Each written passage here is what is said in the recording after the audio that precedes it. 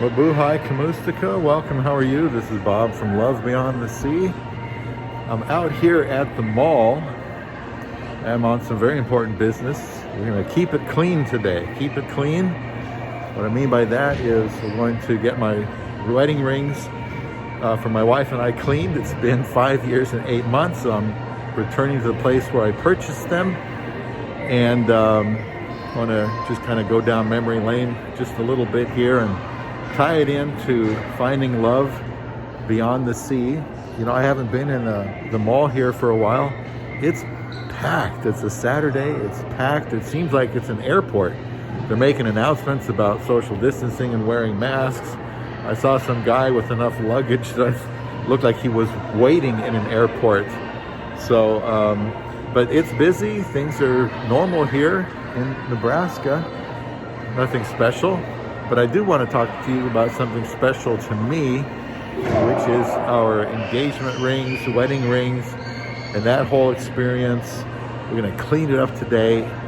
And as we make it look like it did back in 2015, it makes me reflect on some things. I'm going to head out of here. I don't know how hard it is to hear me, and we'll go to the car. Okay, I'm back in the parking lot. This is the ring. And she cleaned it all up. What I didn't know was that I can bring it in. I should, apparently, since we have a warranty on it, bring it back every 6 months, and then they can inspect it. They can, tighten up any loose diamonds, I suppose, maybe even replace them, and certainly get it clean. I'm supposed to do that every 6 months. Now, I didn't know that, or I back then when I was so excited to get the ring, didn't think about it. But, I didn't do that. I have a card here for my band and her set, and it's just has the inspection dates and all that. And otherwise, if you don't do this, then I guess you kind of invalidate your warranty. So, yeah, it was purchased in 2015. And haven't been back since to do anything with it. So it's looking nice and clean now. It's dark and overcast out here. Once I get home, eyes will see it in all its splendor, nice and shiny. And it just brings back these memories, this place here. Now, I'm a very sentimental person. And hopefully there's enough people around here. I'm not going to get a little too emotional. But I proposed to my wife one day. It was online. It was April 4th, 2015. And I asked her if she would marry me. We'd known each other 18 days. And she said yes. And I had some money when my sister passed away that I could use for anything. And I told myself, there's only one thing I think my sister would really want me to use it for, and that was to use it as a wedding ring. And before she died of cancer in, she was 51, so that would have been 2013, 2 years before I met Isa. Before my sister died, she said, "You're going to marry a Filipina." I didn't even talk to her about marrying a Filipina. I didn't even know people from the West went online and married Filipinas. The only person I knew that did that was somebody, probably back in the 90s, that was communicating with a Filipina by mail. And we have met them several times. And, my wife communicates with his wife. Small world, And so that's all I knew. And I wasn't thinking about it, but I was desperate to get married. And when she said that, "Bob, you're going to end up marrying a Filipina," I didn't say, "Wow, I never thought of that. I think I'm going to go out and this is the answer that I needed to know."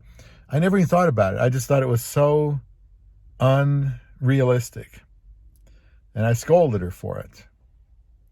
And she died in 2013.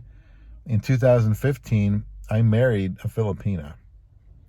I came down here to the mall, and no particular place. I think I looked at one other store, and for some reason nothing grabbed my attention. And I went to another jewelry store, and I bought one.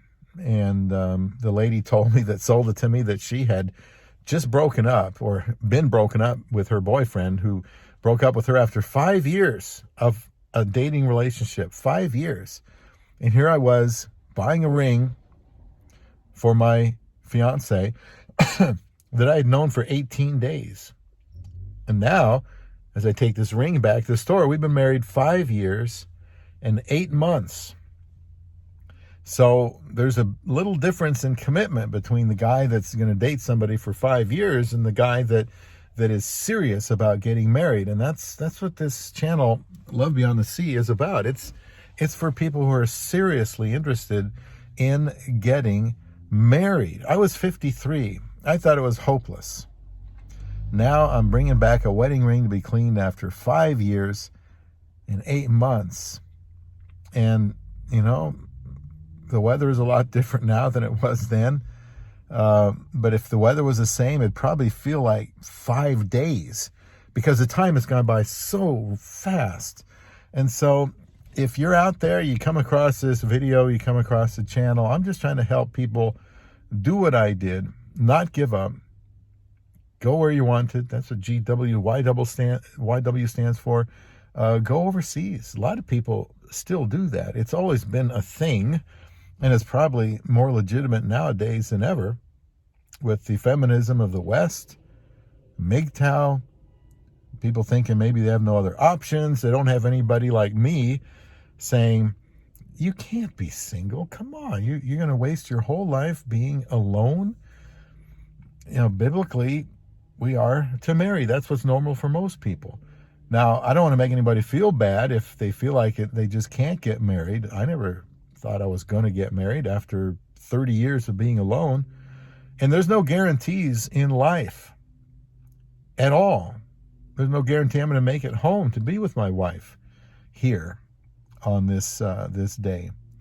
No guarantees at all. But in life, you know, you've got so much time to do what you need to do. If you're a young man, great. Subscribe to Love Beyond the Sea.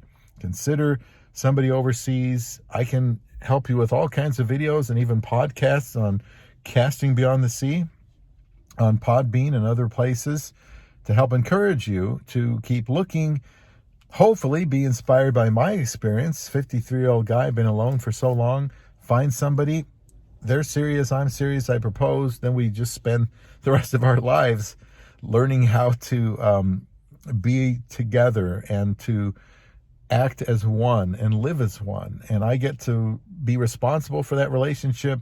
As a Christian, you know, I believe the husband is the head of the wife.